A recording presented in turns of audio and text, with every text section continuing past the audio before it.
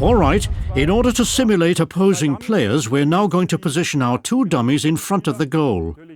These dummies are great because they're almost indestructible, even if you crash into them hard.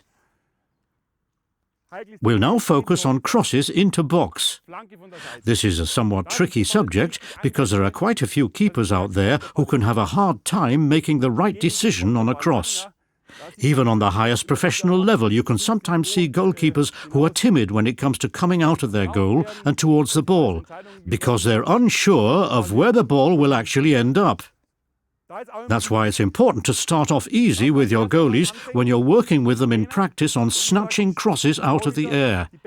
It's recommendable to throw the ball first before the ball actually gets crossed into the box with the foot. This allows the keepers to work on technical aspects such as the step sequence and the right moment of when to leap in the air.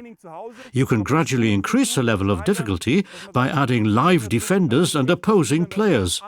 You can add follow-up plays such as throwouts. There are a number of different variations. In our case, we just want to make sure that our goalies are doing everything right. They're supposed to move from the middle of the goal towards the post. If the cross ends up in the area somewhere behind him, he must know how and where to move so that he won't get taken by surprise. Let's take a look at how our keepers fare, and should we see any serious mistakes, we'll step in and correct them. OK, Kiwi, run towards the post. And once you've reached it, you need to decide whether you'll be able to get in front of the first player, between the first and the second player, or behind the second player. I'll throw the ball differently each time, slowly towards the post, and then go for the ball. Let's go. Yes, nice.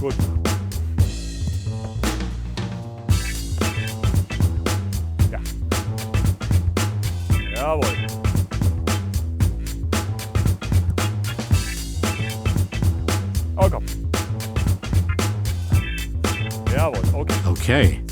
Come here for a second, Kiwi. Just like I told you in the beginning of the drill, it's crucial for goalkeepers to be in the perfect spot when an opposing wing player moves towards the goal line and is about to cross the ball inside. Since we're throwing the ball during this drill, we're prompting the goalie to come towards the post. But during a match, he shouldn't be that far on one side of the goal when the ball is on the flank. This is just for training purposes now. Kiwi did a good job here because he made sure not to run backwards. Running backwards when the ball is crossed inside is always a bad decision because in this situation it's extremely important that the goalie is still able to see what's going on, here, and therefore he must be moving laterally. In addition to the lateral movement, he should also make sure to jump off the correct foot. That's why he should thus jump off the foot which is closer to the goal.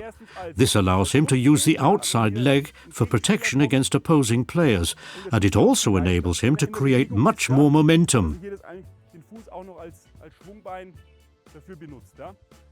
Let's try this one more time, and then it's your turn, Stefan.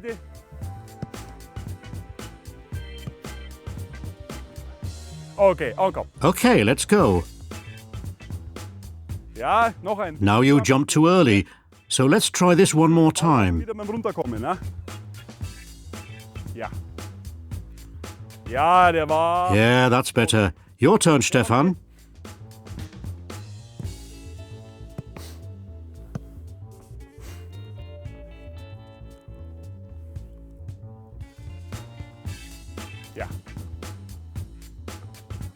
Yes, nice. Don't be afraid to knock over the dummies. Don't worry, they can take a hit. You have to be ruthless with opposing players. Yeah. Well, I guess someone would have converted that one. Get a hold of the ball.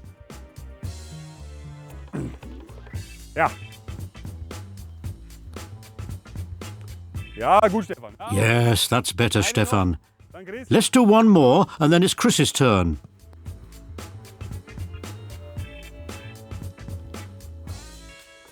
All right.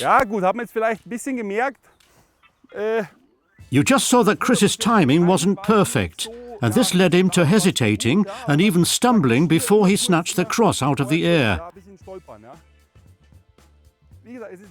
Once again, the goalkeeper's positioning is crucial when the ball is crossed into the box. If he stands like this and only has his eyes towards the touchline, he won't be able to see what's happening inside the box. A goalkeeper must always assume that the cross will probably sail over his head. If you decide to move towards the near post and then the cross comes in with more speed than you expected, you'll have a hard time snatching it out of the air. You can often see youth keepers miscalculating the ball's flight when the opposing wing player crosses it into the box. And these errors often lead to goals. That's why you should remain in an open position and then anticipate if the cross sails in long or ends up rather short. It's much easier for a goalie to claim a cross which is shorter than expected, rather than one that sails across you, which then forces you to gain more ground in the area around the far post. These are the situations that lead goalkeepers to underrun crosses, and this almost leads to disaster. Let's do a couple more, Chris. Yeah?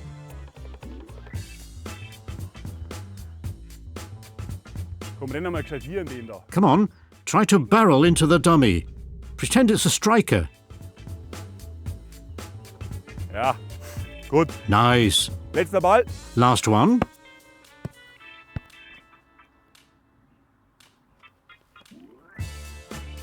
Ja, okay. Okay, gut. Okay, well done.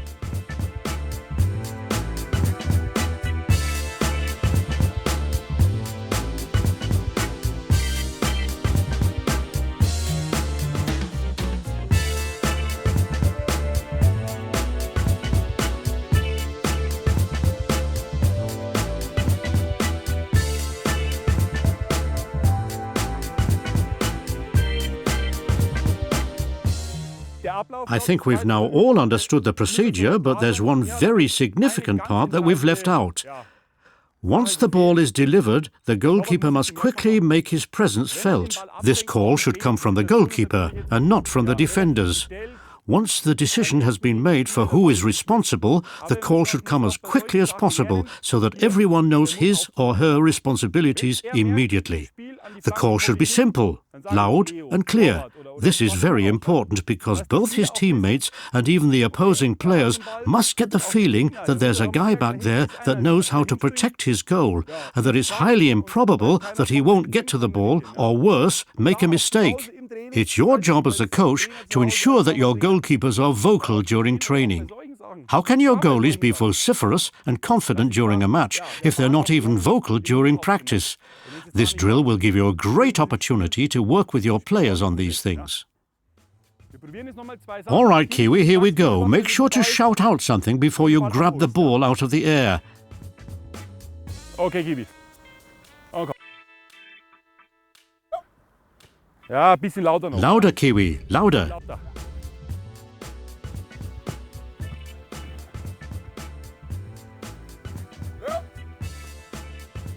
Komm, einen machen wir noch. Der erste war nix. Let's do one more. The first one wasn't any good. Yes, okay.